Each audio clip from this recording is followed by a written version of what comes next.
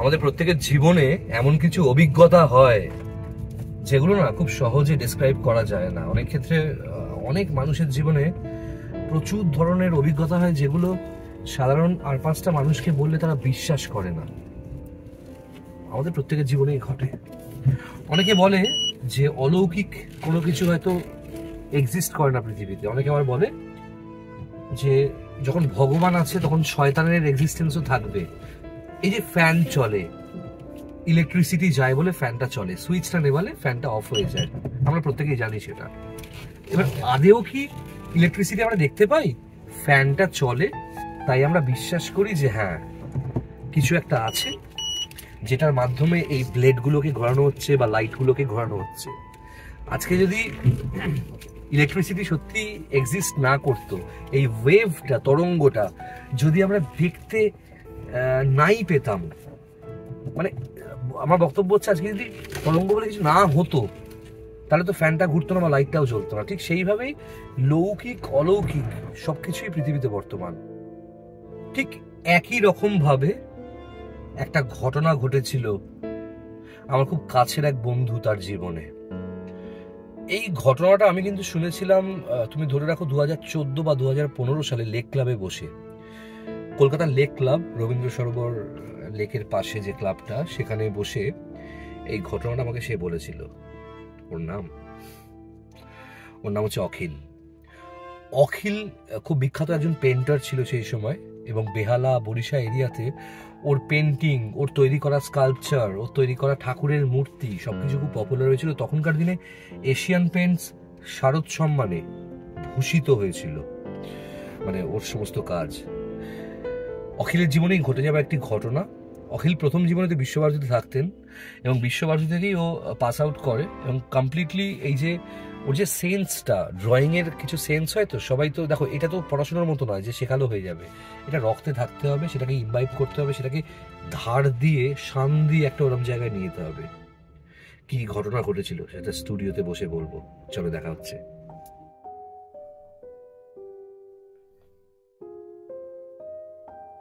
অখিলের কথা বলছিলাম তোমাদেরকে। অখিল আমার বন্ধু ঠিকই, প্রতিবেশীও তার থেকে বেশি। মানে ছোটবেলা থেকে অখিলের সাথে ক্রিকেট খেলেছি। সিট অ্যান্ড ড্র যত আর্ট কম্পিটিশন হতো সেখানে আমার পিসির ছেলে নবনীল হতো ফার্স্ট, অখিল হতো সেকেন্ড, আমি হতাম থার্ড।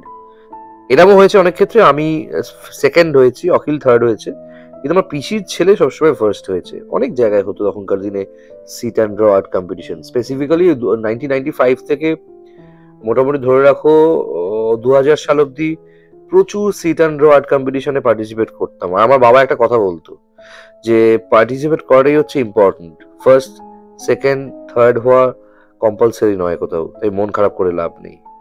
এনিওয়ে, আমার যে ঘটনার কথা মনে পড়ছে, 2014 বা 15 সালে আমি একটা উইন্টার কার্নিভাল, মানে ওই ডিসেম্বরের 25 তারিখ থেকে শুরু হয় লেক ক্লাবে, প্রত্যেক বছর এখনো হয় উইন্টার কার্নিভাল, সেখানে যেতাম পারফর্ম করতে।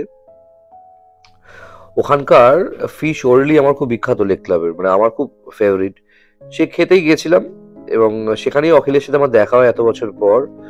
অখিল সেখানে একটি মানে একটা কোনো মিটিং করতে এসেছিল কোনো ক্লায়েন্টের সাথে, এবং আমি দেখলাম ওর মুখ চোখ খুব শুকিয়ে গেছে, মানে প্রচন্ড অন্যরকম লাগছে, মানে কাঁচা পাকা দাড়ি, মুখ ভর্তি, যেখানে ছেলেটা প্রচন্ড, ওকে স্কুল লাইফ কলেজ লাইফে মাখুন্দ বলে সবাই ডাকতো, এত ক্লিন শেভ ছিল। দাড়ি প্রচুর, চুল উস্কো খুস্কো, চুলে প্রায় জটা ধরে গেছে, এবং তোমার কি বলবো, মুখটা না শুকনো লাগলো ওকে দেখে আমার, মানে ফ্রেশ লাগলো না, এবং মনে হচ্ছে দীর্ঘদিন ধরে ঘুমোয় না, এরকম একটা চেনাশোনা বন্ধু। তো আমার মনে হলো এটা। দেখো, স্কুল লাইফ বা কলেজ লাইফে আমরা কিন্তু একসাথে পড়িনি। ও বিশ্বভারতীতে পড়াশোনা করেছে, ও পড়তো ওরিয়েন্টেড স্কুলে, আমি পড়তাম ভিএমএস এ। পরবর্তীকালে ক্যালকাটা ইউনিভার্সিটি থেকে আমি গ্রাজুয়েশন করি, বিবেকানন্দ কলেজ, ঠাকুরপুকুর। ওকে দেখে যেটা মনে হলো, আমার যেটা মনে হলো যে হয়তো কোনো প্রবলেমের মধ্যে আছে। প্রথমে তো আমি জিজ্ঞেস করতে পারি না কি প্রবলেমে আছিস, বাট আমি ফাইনালি ওর সাথে বসলাম, ওর টেবিলে গিয়ে বসলাম। ওখানে সুবীর দা বলে একজন লেক ক্লাবের, সেও বসেছিল। সেখানে যাওয়ার পর বললাম কেমন আছিস, আমাকে বললো ভালো আছি, তুই কেমন আছিস? আমারও চলছে। আমাকে বললো তোকে টিভিতে দেখি, মানে আমার সিরিয়াল ও টিভিতে দেখে অখিল মাঝে মধ্যেই। আমি বললাম তোর এরম অবস্থা কি করে হলো, তুই তো একটা রাজপুত্রের বড় দেখতেছিলিস, এই এই এত দাড়ি, মুখ চোখ শুকিয়ে গেছে, কি হচ্ছে নাকি, খাওয়া দাওয়া হয় না নাকি, বিয়ে ফিয়ে করেছিস? বললো বিয়ে, কি হয়েছে নাকি? আর বন্ধুরা, তোমরা যারা আমার চ্যানেল দেখছো, মানে ক্রাইম মাস্টার ইউটিউব চ্যানেলে যারা সত্যি ভূতের গল্প দেখছো, এতদিন ধরে শুনছো, তোমরা ভালো করে জানো যে আমি মানে প্রচন্ড খুঁটিয়ে খুঁটিয়ে লোককে জিজ্ঞেস করি। আমি অখিলকে জিজ্ঞেস করলাম যে এত মন খারাপ বা এত ডিপ্রেশনের কারণটা কি, কি হয়েছে নাকি বল আমাকে। বলছে এখানে বলা যাবে না, আমার ক্লায়েন্ট আছে, আধ ঘন্টা পর ওদিকে চল, ওদিকটা চল যেখানে রোয়িংটা হয়, ওই লেকের পাশে বসে বলছি। আমি বেসিক্যালি খেতে গেছিলাম, আমার খাওয়া দাওয়া শেষ, মাঝে মাঝে আর চোখে দেখছিলাম অখিল কার সাথে কথা বলছে, কি করছে, ওকে অবজার্ভ করছিলাম। কিন্তু ওর প্রত্যেকটা মুভমেন্ট, জেস্টার, পশ্চারে আমার যেটা মনে হচ্ছিল খুব সমস্যার মধ্যে আছে আমার এই বন্ধু। যাই হোক, আধ ঘন্টা বলেছিল ঠিকই, প্রায় 40 মিনিট পর ওর মিটিং শেষ হলো, আমাকে সাইডে নিয়ে গেল, আমি বসলাম। ওই তোমার যেখান থেকে রোয়িং গুলো হয় ওই লেকটার সাইডেই বসেছিলাম। প্রথমে তো বাড়ির কেমন আছে সবাই জিজ্ঞেস করলো, আমি উত্তর দিলাম। তারপর বললো বিশ্বভারতীর ওখানে সোনাঝুরির ওখানে একটা বাংলোর একটা প্লট কিনেছে, বাংলো বানাবে, নিজে ডিজাইন করবে, গীতাঞ্জলি নাম দেবে, সব প্ল্যানিং গুলো বলছিল। তারপর আমাকে জিজ্ঞেস করছিল যে আমি এখনো মানে মানে আগেকার মতো 6 মাস অন্তর গাড়ি বদলাই কিনা, গাড়ি চেঞ্জ করি কিনা, মানে আমার গাড়ি কেনার একটা রোগ আছে ও জানে। এসব কথা বলতে বলতে এবার মাঝখানে আমারও বেশ কিছু ফ্যান্স ওখানে, ওরা ক্রস করছিল, দেখতে পেয়ে কথা বললো, ছবি তুললো কয়েকজন আমার সাথে। আমি আবার অখিলের সাথে পরিচয় করে দিলাম সবাইকে। অখিল আমার সাথে কথা বলতে বলতে মোদ্দা কথা এলো। আমি বললাম কি হয়েছে এক্স্যাক্টলি বল। বলছে ভাই এমন কিছু হয়েছে আমার জীবনে, বা এমন কিছু হচ্ছে তুই ভাবতে পারবি না, যেটা আমি আর 5টা বন্ধু বান্ধব বা রিলেটিভের সামনে যখনই বলেছি আমাকে পাগল ভাবছে সবাই। ইনফ্যাক্ট আমাকে কাউন্সিলর, সাইকিয়াট্রিস্টের কাছে সবাই পাঠানোর বন্দোবস্ত করার প্ল্যান করেছিল। ওর কথার মাধ্যমে জানতে পারলাম ওর বাড়ির লোকজন ওকে পাগল ভাবছিল বলে বেশ কিছুদিন ওর মেজদি মানে মেজো দিদি, তার আসানসোলে বিয়ে হয়েছে, সেখানেও কিছুদিন ছিল গা ঢাকা দিয়ে, যাতে বাড়ির লোকজনের মানে এই সমস্ত কথাবার্তা ফেস না করতে হয়। এনিওয়ে, ওর সাথে কথা বলতে বলতে জানতে পারলাম যে একটা বীভৎস ঘটনা ঘটেছে, এবং যেটা মেন ঘটনাটা ঘটেছে সেটা বলবো তোমাদের এবার। অখিল বেসিক্যালি ওর বাড়িতে, মানে ও যে ফ্ল্যাটে থাকে সেই ফ্ল্যাট, মানে ওদের পুরোনো বাড়িটাই ফ্ল্যাট হয়েছে, কনস্ট্রাকশন হয়েছে, সেই ফ্ল্যাটে ও থাকে। সেই ফ্ল্যাটে একটা স্টুডিও টাইপের ও করেছে, মানে 2 BHK ফ্ল্যাটে একটা রুমকে কমপ্লিটলি স্টুডিওতে কনভার্ট করেছে, সেখানে ছবি আঁকে, স্কাল্পচার বানায়। মানে সাধারণভাবে সেই ফ্ল্যাটটাও ততটাই পরিষ্কার থাকে না, প্লাস্টার অফ প্যারিস দিয়ে কাজ হয়, পেন্টিংস করে, জিনিসপত্র ছেঁড়া হয়, কাটা হয়, ফেলা হয়, ধোয়া হয়। যাই হোক, বিয়ে করেনি, সিঙ্গেল, বাবা মা পাশের একটা বাড়িতে থাকে, ওর সাথে যোগাযোগ আছে। অনেক বছর আগে অখিলের সাথে একজনের সম্পর্ক ছিল স্কুল লাইফে। ইনফ্যাক্ট আমি নিজেও সেই মেয়েটিকে চিনতাম, মেয়েটার নাম তানিয়া, যোধপুর পার্কে থাকতো। তানিয়ার সাথে অখিলের বীভৎস সুন্দর একটা সম্পর্ক ছিল, খুব ভালো ফ্রেন্ডস। তানিয়াকে ইনিশিয়ালি যখন দেখতাম আমি আমার স্কুল লাইফে, বাস্কেট খেলতে আসতো বাস্কেটবল গ্রাউন্ডে, তখন আমার দেখে ওকে টমবয় লাগতো, একদম কুচকুচো তায়ের কাজলের মতো দেখতে ছিল। আর অখিল তখন থেকেই পেন্টার, এবং অখিল না খুব পেশেন্স ওয়ালা একটা ছেলে, মানে যাকে দেখে সবাই প্রেমে পড়ে যাবে, এত সুন্দর দেখতে, সেই গ্রিক গড টাইপের একটা লুক, বড় চুল, ক্লিন শেভ। যাই হোক, সেটার নেচারও খুব ভালো ছিল যতটুকু আমি দেখতাম বন্ধু হিসেবে কম বয়সে। তানিয়ার প্রেমে অখিল পাগল, তানিয়া অখিলের প্রেমে পাগল। যাওয়ার জায়গা নেই, প্রেম করার জায়গা নেই, তখনকার দিনে হাতে হাত ধরে ঘোরাও অপশনও ছিল না। নেচার পার্ক বলে একটা জায়গা ছিল তারাতলার পেছনে, সেখানে যেত, ইলিয়ট পার্কে যেত প্রেম করতে। জল তেষ্টা পাচ্ছে আজকে। যাই হোক, এবং তোমার অখিল আর তানিয়া এই যে ওদের সম্পর্কটা গ্রো করেছিল দুজনে একসাথে, দুজনেরই এফোর্ট ছিল। তো ফাইনালি যেটা হয় অখিল চাকরি করবে না, স্টুডিও ফর্ম করবে, এক্সিবিশনের মাধ্যমে এক্সিবিটরদের কাছে ও চেয়েছিল নিজের সমস্ত ক্রিয়েশন গুলো বিক্রি করতে, মানে ওর আঁকা ছবি, ওর তৈরি করা স্কাল্পচার, এই সমস্ত ওর প্ল্যানিং ছিল। ও এগুলোকে এক্সিবিশনের মাধ্যমে অকশন করবে, একজন আর্টিস্ট যেটা এক্সপেক্ট করে নিজের শিল্প নিয়ে। কিন্তু সেটা তো অত সোজা নয়। তুমি শিল্পী, তোমার শিল্প সত্তা তুমি দেখাতে চাও, সেটা থেকে তুমি কিছু আর্ন করতে চাও। যে তোমার জিনিস কিনবে, তোমার ক্রিয়েশন যে কিনবে, তোমার শিল্প, তোমার তৈরি করা ছবি যে কিনবে, তারও তো ইচ্ছে রাখতে হবে, তাই না? তোমার ইচ্ছেটা তো শুধুমাত্র হবে না, তোমার পেশাটা গিভ অ্যান্ড টেক পলিসি। কারুর আসবে, কারুর যাবে, একজনের মাইনাস হবে, একজনের প্লাস হবে। এটা সিনক্রোনাইজড না হলে তো একটা ব্যবসা হবে না বা একটা প্রফেশন হবে না। প্রফেশন না হলে একটা জীবনযাপন করার মতো অর্থ রোজগার হবে না, তাই না? তাই অখিল প্ল্যান করেছিল যে চাকরি করবে না।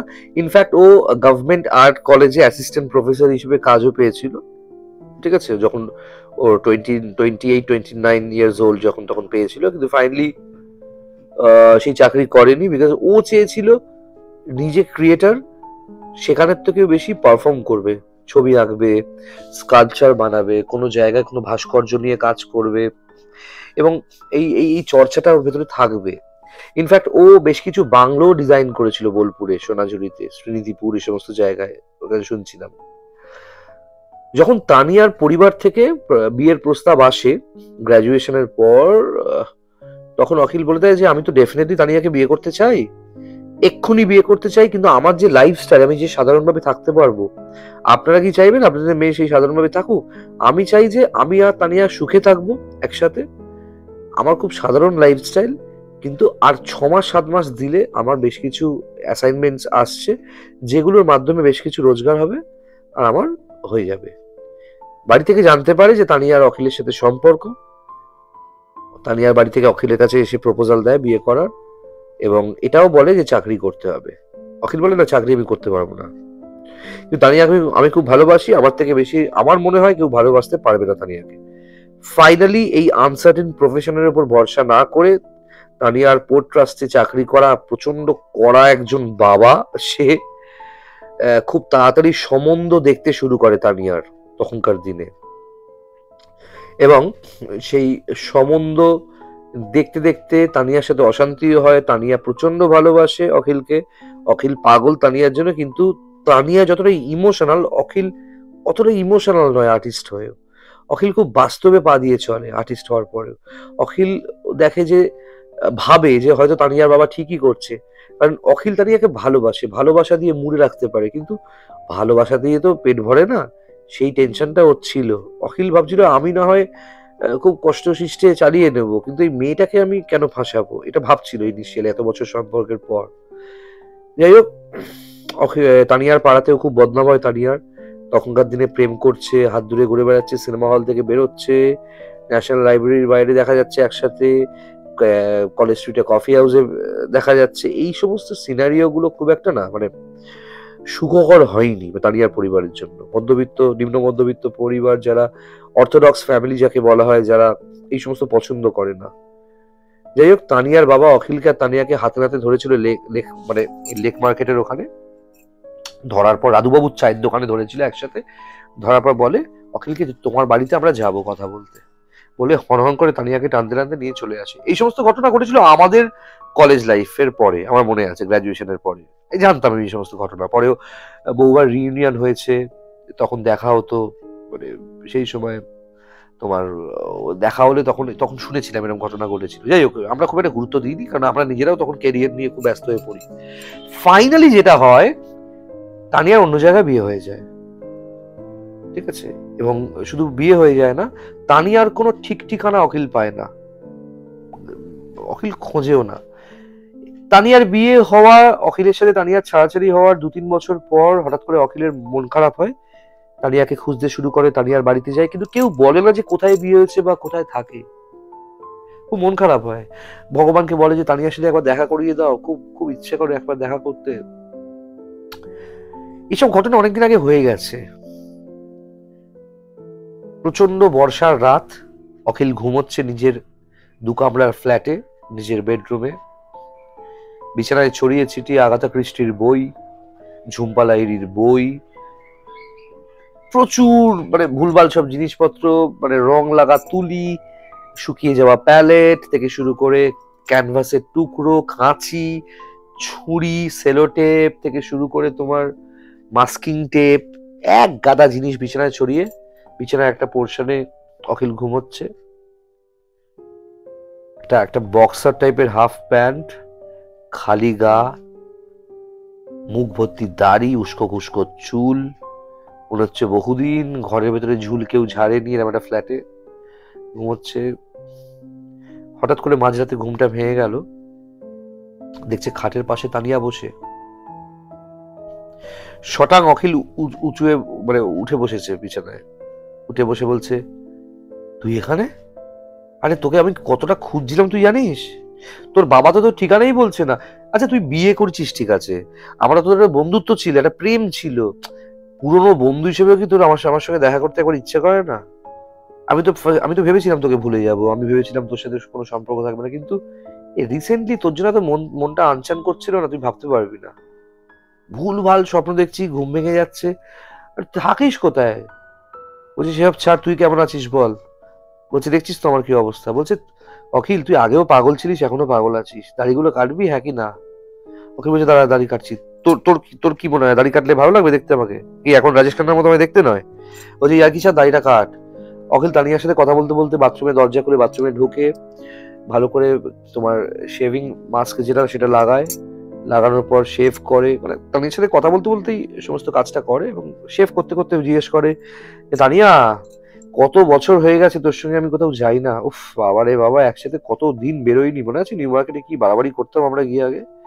আর তোর বাবা উফ তোদের জানলার সামনে ওত পেতে বসে থাকতো, তোকে আমি ছাড়তে আসছি কিনা বাড়ির সামনে দেখার জন্য। কেমন আছিস, কেমন আছিস বল। তানিয়া সেটা শুনে বলে, আমি তো ভালো আছি, কিন্তু অখিল তুই আমাকে কেন ভুলতে পারছিস না? কেন, কি হয়েছে এটা কি? তখন অখিল বলে যে আচ্ছা তুই তো আমার বন্ধু ছিলিস, একটা পুরনো বন্ধুকে মিস করবে, এটা কি স্বাভাবিক নয়? তুই তো আমরা তো কত ভালো সময় কাটিয়েছি, শুধু তাই নয় তুই আর আমি নিজেদের সম্বন্ধে কত কিছু জানি দুজন দুজনের সম্বন্ধে, তো তোকে মিস করবো না? আর বলছে 100 বার মিস করবি, কিন্তু তা আমাকে মিস করার জন্য নিজের জীবনটা নষ্ট করছিস কেন? দেখ আমার একটা জায়গায় বিয়ে হয়ে গেছে, আর তুই এখনো সেটেল হসনি কেন, কোনো মেয়ে পেলি না? অখিল তখন ইয়ার্কির চলে বলে, একটা মেয়ে খুঁজে দেয় আমার জন্য। বলছে না বাবা, কোনো মেয়ে তোমার সাথে থাকতে পারবে না, তোমার যে লাইফস্টাইল। এইসব কথাবার্তা হতে হতে হঠাৎ করে অখিলের কি মনে হয়েছে তানিয়ার হাজবেন্ডকে নিয়ে একটা ইয়ার্কি মেরে দিয়েছে। তানিয়ার সঙ্গে সঙ্গে প্রচন্ড রেগে গেছে, রেগে গিয়ে বলছে আমি ওর সম্বন্ধে কোনো কথা এখানে শুনতে চাই না, বলতেও আসিনি, আমি জাস্ট দেখতে এলাম তুই কেমন আছিস। অখিলের তখন তানিয়াকে দেখে পাগল হয়ে গেছে, কটা বাজে তাও জানে না, তখন বেজে গেছে রাত্রি 1টা-1.5টা হবে। হঠাৎ করে এই যে ঝগড়াটা হলো, ঝগড়া হতে হতে ব্যাপারটা একটা এমন জায়গায় যায়, তানিয়া সোজা দরজা খুলে অখিলের বাড়ি থেকে বেরিয়ে যায়। যখন ঘুমটা ভাঙে অখিলের, অখিল বুঝতে পারে কোনো কিছুই বাস্তব না, স্বপ্ন দেখছিল এতক্ষণ ধরে। ঠিক আছে, বলি উফ বাবা এরকম স্বপ্ন মাঝে মাঝে এলেও ভালো লাগে, কিন্তু লাস্টের স্বপ্নের শেষে না ঝগড়া ফগড়া না হয়। যাই হোক, এরম ঘটনা আরো একদিন হলো। একটা শনিবার প্রচন্ড ক্লান্ত হয়ে বাড়ি ফিরেছে অখিল। এক্সিবিশনে একটাও ছবি বিক্রি হয়নি, গাড়ি ভাড়া লেগেছে, ইলেকট্রিক বিল দিতে পারিনি, সিএসসি থেকে সবুজ বিল এসছে, বলছে বিল কেটে দেবে। সেই অবস্থায় অখিল শুয়েছিল। হঠাৎ করে কে একটা অখিলের পিঠে দুটো জোরে চিমটি কাটায়, অখিল উঠে বসে দেখছে তানিয়া আবার বসে আছে গাড়ির পাশে। অখিল বলছে তোর কি আসার কোনো সময় হয় না? উফ বাবা এখন কি করছিস? তানিয়া তখন আগের দিনের থেকে তানিয়া অনেকটা ডাউন লাগছে, মানে মনটা একটু খারাপ, মুখটা একটুখানি উস্কো খুস্কো হয়ে রয়েছে। অখিল বলছে কি হয়েছে, মন খারাপ কেন? বাবা তুই তো কেঁদেই দিবি দেখছি। সেটা শুনে তানিয়া বলছে না না না, আমি জাস্ট কিছু বলতে এসেছি তোকে। অখিল আমি তোকে ছাড়া বাঁচতে পারবো না, এটা আমি জানতাম, এটা আমি বিশ্বাস করতাম, এবং আমি এটাও জানি যে তোরও একই সিচুয়েশন ছিল লাইফে, বাট ফাইনালি যেটা হয়েছে জীবনে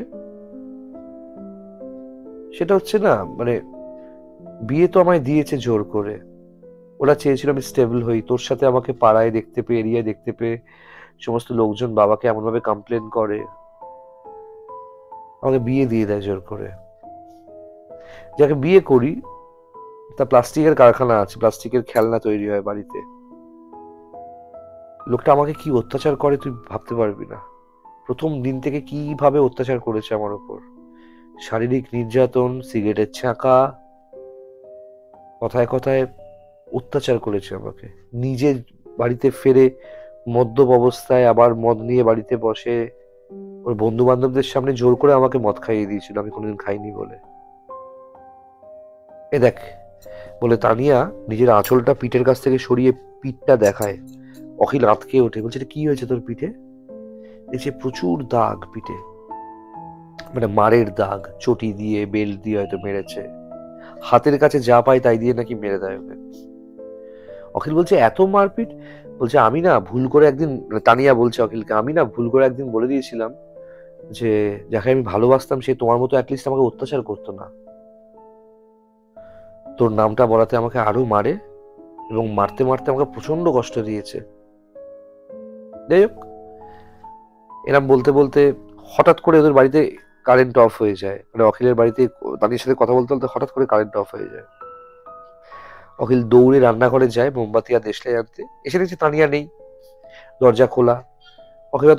অখিল ভেবেছে যে হয়তো কথাটা বলতে বলতে ইমোশনাল হয়ে চলে গেছে তানিয়া, সেটাই স্বাভাবিক। পরের দিন সকালে ঘুম থেকে উঠে অখিলের মনে হচ্ছিল যে গত রাতে সত্যি তানিয়া এসেছিল এবং এটা স্বপ্ন নয়।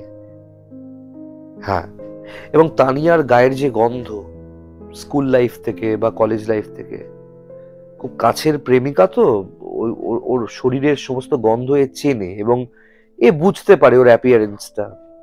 পরের দিন সকালে ঘুম থেকে ওঠার পরে সেই গন্ধটা ঘরের ভেতরে টের পাচ্ছিল অখিল।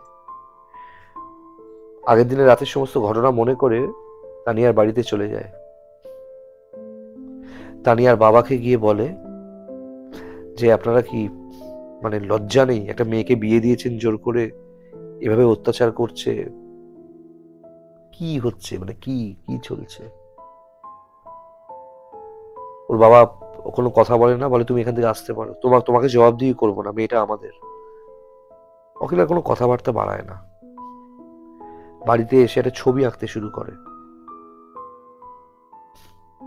ছবিটা আঁকতে আঁকতে বুঝতে পারে যে ও তানিয়ার ছবি এঁকে ফেলেছে। কোন সময়কার ছবি? সেই সময়কার ছবি এঁকে ফেলেছে যখন তানিয়া মমতা শঙ্করের কাছে নাচ শিখতো, এবং সেই সময় ওরা খুব কলেজ স্ট্রিট যেত, সেই সময় ওরা পুরনো বইয়ের কালেকশন করতো সেই সময়, এবং প্রচুর পুরনো ছবি আঁকার বই, পেন্টিংস এর বই, যামিনী রায়ের পেন্টিংস খুব ফেভারিট ছিল অখিলের। তানিয়া সেগুলো কিনে দিত অখিলকে, যেহেতু অখিলের ফিনান্সিয়াল কিছু প্রবলেম ছিল। খুব কম বয়স থেকে তানিয়া স্টুডেন্ট পড়াতো, ওই জন্য একটা রোজগারের বন্দোবস্ত ছিল কম বয়স থেকে। যাই হোক, তানিয়ার ছবিটা আঁকার পর অখিল বেরিয়ে যায় বাড়ি থেকে কিছু কাজে। এই দিন না ওর ফিরতে একটু রাত হয়, মানে ধরো রাত্রি 12:30 একটা নাগাদ বাড়িতে ফেরে। মানে ফ্ল্যাটে ঢুকে দেখছে দরজা খোলা। ঘরে ঢুকে দেখছে তানিয়া ওর বিছানার ওই সাইডেই বসে আছে এবং হাওয়াও করে কাঁদছে। অখিল বলছে কি হলো, আরে তুই কখন এলি? বলছে তুই দরজা খুলে রাখলে আমি আসবো না, আমি খুব বিপদের মধ্যে রয়েছি। তখন আমি বলছি কি হয়েছে? বলছে আমি কোথাও যেতে পারছি না, তুই আমাকে বারবার করে ডাকছিস আর বারবার করে আমাকে চলে আসতে হচ্ছে। বলছে আচ্ছা তানিয়া, তুই যে অত্যাচারের মধ্যে রয়েছিস, তোর বাড়িতে তো আমি গেছিলাম তোর বাবাকে বলতে, তোর বাবার তো কোনো রিয়াকশন নেই রে, আমাকে বের করে দিল তোদের বাড়ি থেকে। বলছে বাবার আর করার কিছু নেই ভাই। বলছে কি হয়েছে আমাকে বল। বলে আমি বলতে পারবো না, কিন্তু তুই বারবার করে আমাকে ডাকিস না অখিল, আমাদের সম্পর্ক আর নেই, আর আমাকে একটু ভালো থাকতে দে, আমি ভালো নেই। বলে কাঁদতে কাঁদতেই বাড়ি থেকে বেরিয়ে চলে যায়। অখিল যায় তানিয়ার বাড়িতে। পরের দিন আবার ওর বাবা মানে তানিয়ার বাবা অখিলকে দরজার খুলেই দেখতে পেয়ে দরজাটা মুখের উপর ভেজিয়ে দিতে গেলে অখিল এক ধাক্কায় দরজাটা খুলে দেয়, আর তানিয়ার বয়স্ক বাবা না একটু পিছিয়ে যায় ভয় পেয়ে গিয়ে।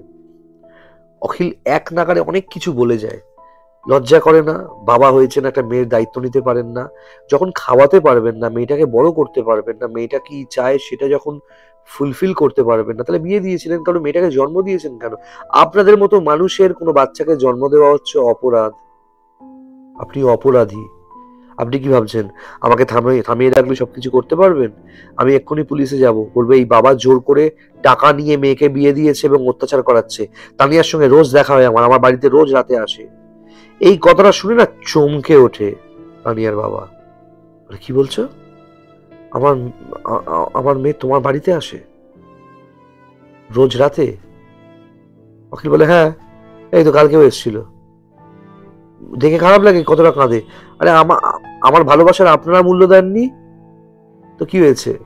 তানিয়া তো ভ্যালু দিয়েছে, আমার থেকে বেশি কাউকে বিশ্বাস করেনি, কোনোদিন করবেও না, নাহলে এত বাজে পরিস্থিতি তো আমার কাছে এসে বলতো না খুব খারাপ আছে।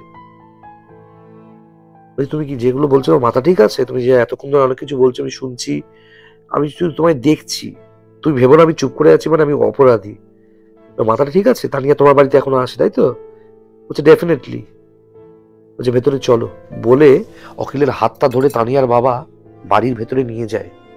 একটা দরজা হ্যাজবোল্ট দেওয়া ছিল, সেটা খুলে দুটো হাত দিয়ে দরজাটা এরকম ভাবে খুলে দেয়, খুলে বলে যাও ভেতরে দেখে এসো। অখিল বাড়ির ভেতরে ওই ঘরের ভেতরে ঢুকে দেখে ওটা তানিয়ার বেডরুম। দেয়ালে শুধু তানিয়ার ছবি আর গলায় মালা দেওয়া, সামনে ধূপ জ্বলছে। মুহূর্তের মধ্যে না অখিলের সারা শরীরে কাঁটা দিয়ে দেয়, যেটা আমার হাতে এই মুহূর্তে দিচ্ছে। একটা অচেনা ভয় ঘিরে ধরে অখিলকে, এবং পুরো ঘরের চারপাশ থেকে একটা এরকম আওয়াজ অখিলের মাথার চারপাশে ঘুরতে থাকে, আমাকে আর ডাকিস না অখিল, আমার খুব কষ্ট হচ্ছে, আমাকে এভাবে আর ডাকিস না, আমাকে মনেও করিস না, আমি আর নেই। অখিল দৌড়ে ঘর থেকে বেরিয়ে আসে, দুটো হাত দিয়ে তানিয়ার বাবার দুটো কাঁধ ধরে ঝাঁকিয়ে দেয়, ঝাঁকিয়ে বলে এটা কবে হয়েছে, আমার কাছে কোনো খবর নেই কেন? অখিলকে এক গ্লাস জল হাতে দিয়ে সে জলটা খেতে বলে তানিয়ার বাবা। অখিল জলটা খায়, ডাইনিং রুমে এসে সোফায় বসায়। তানিয়ার বাবা ঘটনাটা বলে। যে রাতে তানিয়া অখিলের প্রসঙ্গ তোলে, তানিয়া শ্বশুর বাড়িতে বরের সামনে, মদ্যপ বরের সামনে, যে কথাটা বলছিল তানিয়া যে অখিল অ্যাটলিস্ট তোমার মতো অত্যাচার আমায় করে না, আমায় ভালোবাসতো, আর হয়তো চাকরি নেই, হয়তো টাকা নেই, এই অত্যাচারটা করে না, এই কথাটা বলার পর বাথরুম থেকে হাইড্রোক্লোরিক অ্যাসিড নিয়ে তানিয়ার মুখে এবং সারা শরীরে ছিটিয়ে দেয় ওর হাজবেন্ড, এবং তারপর জ্বলন্ত অবস্থায় বাড়ির বাইরে বের করে দেওয়া হয়। পাড়ার সমস্ত চায়ের দোকান, রিক্সাওয়ালারা একসাথে ওকে সামনের গভর্নমেন্ট হসপিটাল বাঙ্গুরে নিয়ে গেলে মৃত বলে ঘোষণা করা হয় তানিয়া মুখোপাধ্যায়ের শরীরকে।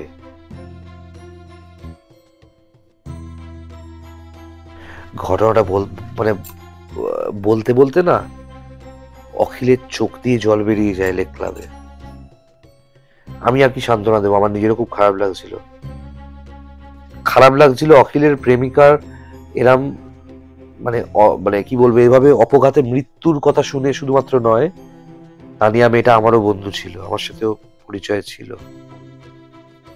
প্রচুর ছেলে মেয়েকে বিনা পয়সায় পড়াতো তখনকার দিনে, আমি শুনেছি, মানে অনেক কম বয়স থেকে টিউশন করতো, প্রচুর কন্ট্রিবিউশন আছে এরিয়ার বাচ্চাদের প্রতি ওর। এই দেখো, আমি নিজেও জানতাম না, শুটিং নিয়ে কাজকর্ম নিয়ে এতটা ব্যস্ত যে তানিয়া মারা গেছে। এরপর তানিয়া অখিলকে দেখা দিয়েছে কিনা সেই ঘটনা আমি আর জানি না, কিন্তু আমি অখিলকে বলেছি যে অ্যাটলিস্ট মাসে একবার করে আমরা কোথাও একটা গিয়ে বসে গল্প করবো, আগের মতো আউটিং করবো, দার্জিলিং যাব, তাকদা যাব, সমস্ত লোকেশনসে ঘুরে বেড়াবো। এই ঘটনাটা সত্যি, অখিলের কাছ থেকে শুনেছি আমি। এরকম প্রচুর ঘটনা আমাদের জীবনে প্রত্যেকদিন ঘটে, কেউ বিশ্বাস করে, কেউ করে না। কেমন লাগলো গল্পটা কমেন্ট করে জানাও, শেয়ার করো ভিডিওটা, সাবস্ক্রাইব করো এই চ্যানেল, তোমাদের জন্যই চ্যানেলটা করেছি, প্লিজ একটু বেশি করে বন্ধুদের কাছে পৌঁছে দাও। নমস্কার।